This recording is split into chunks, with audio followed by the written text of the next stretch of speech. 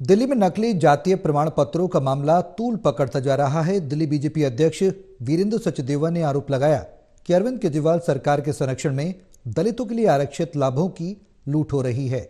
सचदेवा ने इसे लेकर सीबीआई जांच की मांग की।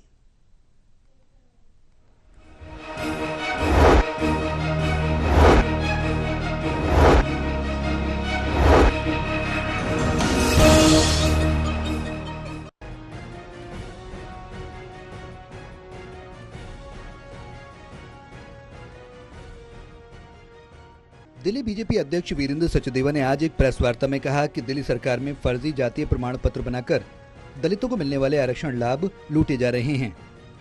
इस घोटाले में विधायकों की भूमिका को भी संदिग्ध बताया गया। द्वारका विधानसभा से शुरू हुई जांच में तहसीलदार कार्यालय द्वारा जारी 8 फर्जी जातीय प्रमाण पत्रों का खुलासा हुआ। इनमें से 7 प्रमाण पत्र नकली आधार कार्ड के आधार पर बनाए गए थे।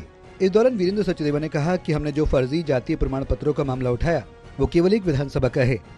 अब सोचिए पूरे दिल्ली में पिछले 10 सालों में अरविंद केजरीवाल सरकार के कार्यकाल में कितनी बड़ी लूट हुई होगी। ये राजनीतिक संरक्षण के बिना संभव नहीं है।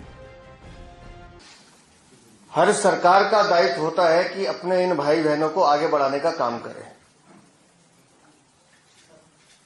लेकिन अरविंद केजरीवाल की सरकार इनके हकों पर डाका डालने का काम कर रही है।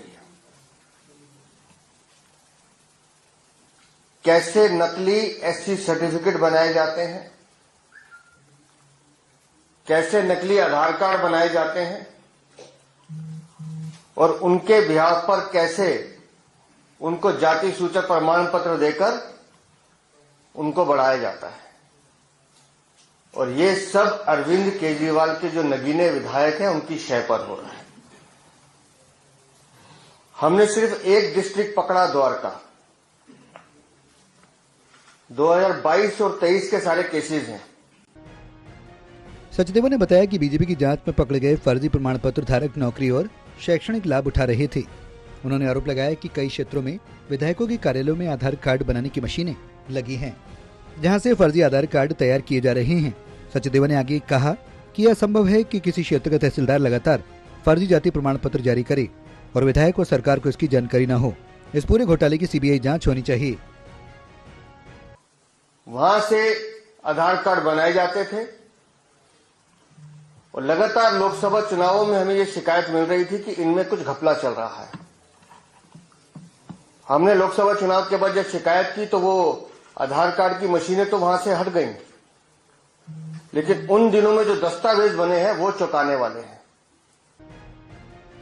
इस प्रेस वार्ता में अधिवक्ता सत्य रंजन ने भी अपनी बात रखी। उन्होंने कहा कि मामला सिर्फ जालसाजी तक सीमित नहीं बल्कि एक संगठित आपराधिक षड्यंत्र है। उन्होंने कहा कि फर्जी जातीय प्रमाण पत्रों के कारण असली दलितों को उनके हक और लाभ से वंचित किया जा रहा है। दिल्ली में नकली जातीय प्रमाण पत्रों का यह मामला अरविंद केजरीवाल सरकार के लिए एक बड़ी चुनौती बनता दिख रहा है। बीजेपी ने इस मुद्दे पर सीबीआई जांच की मांग की है और दोषियों को कड़ी सजा देने की बात कही है। अब देखना होगा कि इस मामले में सरकार क्या कदम उठाती है। सहयोगी मनोज कोहली के साथ दिल्ली से विशाल सिंह की रिपोर्ट, टोटल टीवी।